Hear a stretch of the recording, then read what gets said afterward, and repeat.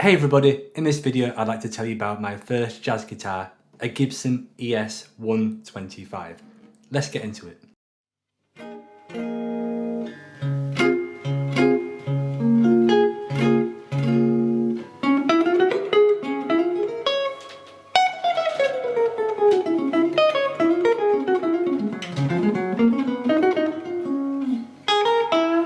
Hey everybody, Jamie Holroyd here helping you learn jazz guitar.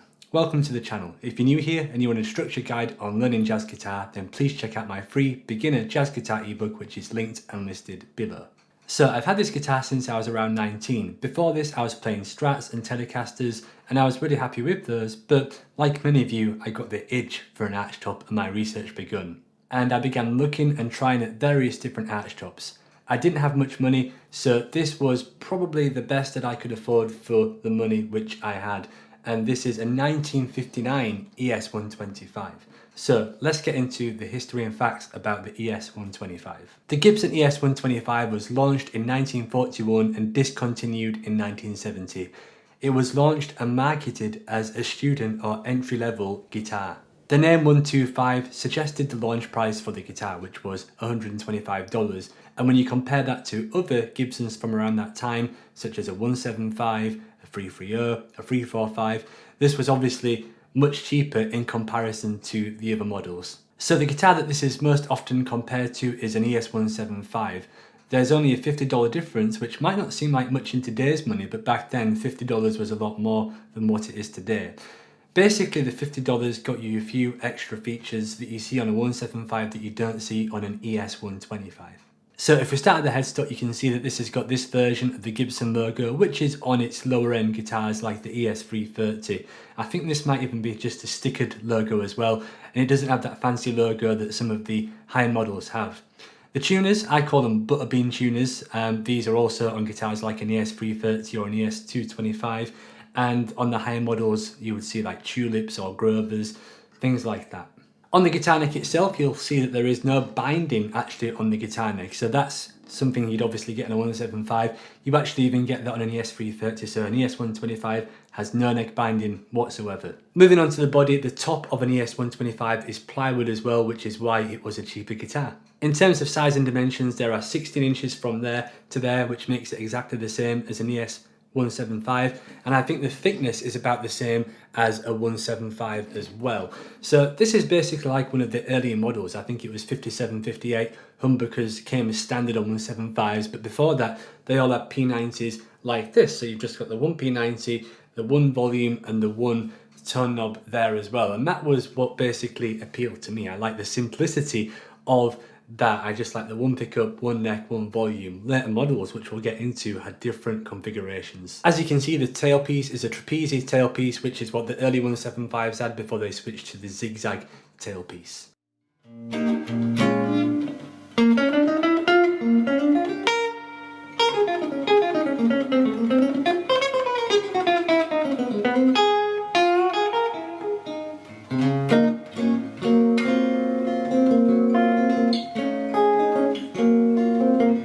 So in terms of the changes to the ES-125, this is the original design that basically kept on going until 1970. There are various different changes that occurred, and this was always shown in the name of the model. So after ES-125 you basically had different initials, like for example ES-125D stands for double pickups, so that would usually mean on this guitar, as well as the P90 in the neck, you'd have one in the bridge. Sometimes you'd see a T, which meant thin line, so you can get a thinner version of this, which we'll be comparing this to in just a minute. And the last thing is a C, which is cutaway. So this came with a Florentine cutaway, and I think that that's what Gibson used on most of their arch tops throughout the 1960s. So the most initials that you could have after the ES-125 would be three, T, C, D. That would be a thin line with a cutaway with double pickups.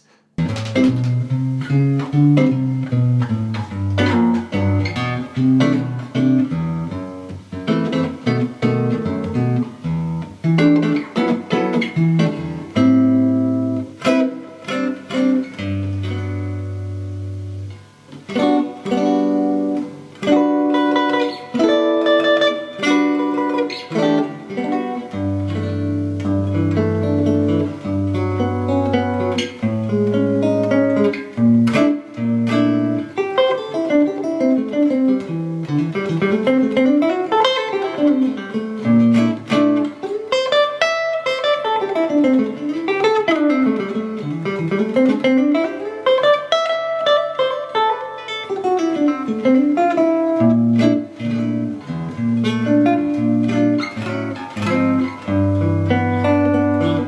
my opinion, there is quite a big difference in the sounds of the various different models. So what I'm going to do now is basically play a clip of me playing my full-bodied ES-125, this guitar right here. And straight after that, you're going to hear a thin-line version that came out a year later, and you can see that the bigger bodies do really contribute to the sound. So let's check those clips out now.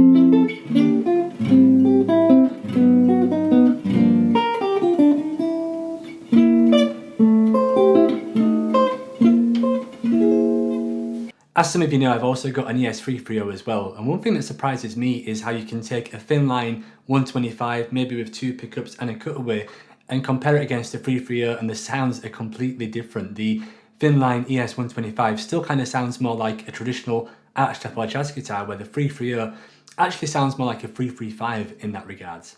So the portfolio for ES-125 players isn't quite as strong as ES-175 or L5 players, but those that have tried them know how good these guitars are. One excellent jazz guitar player who used one for a short period in his career was the great Lenny Breau.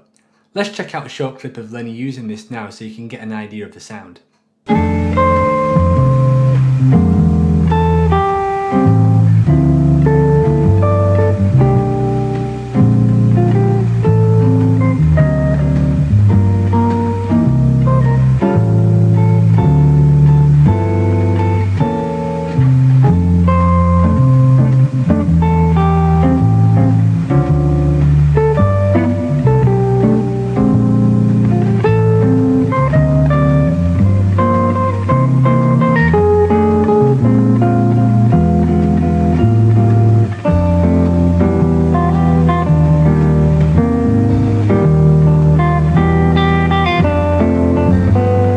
In terms of players that are around now, there's a great modern Dutch jazz guitar player whose name I can't pronounce properly, so I'm going to put that on the screen so I don't do injustice to pronouncing his name. He's a phenomenal player and he plays an ES-125 like this with replaced tuners. He replaced the Butterbean tuners with Grovers. So let's check out a clip of him now, and you can see that he's using this through a Fender Hot Rod, it looks, and it's a pretty good indication of how this guitar sounds.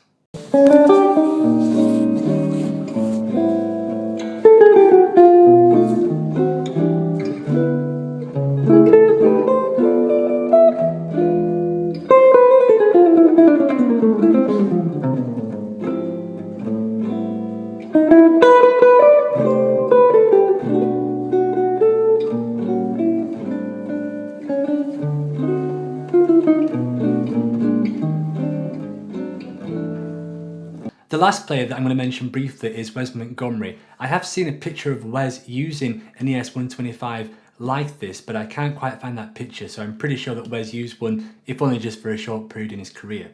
You can actually see him with the strap, like when Lenny Breau played. This guitar doesn't actually come with a strap button there, it only comes with one at the bottom end of the guitar. So if you actually want to use a strap and you don't want to drill into your guitar, then you can do what Lenny and Wes and even George Benson do, where they get some rope and tie the strap into the headstock and kind of hold it like that. If you're in the market to buy an ES-125, what do you need to know? Well, the first thing is that if you have an ES-125 which has got an original bridge pickup and 4 knobs, they're always going to go for more money. They're more desirable for players that play other genres besides jazz. There are 2 other vintage guitars which are like this. One is called a Guild X50 and the other is an Epiphone Century.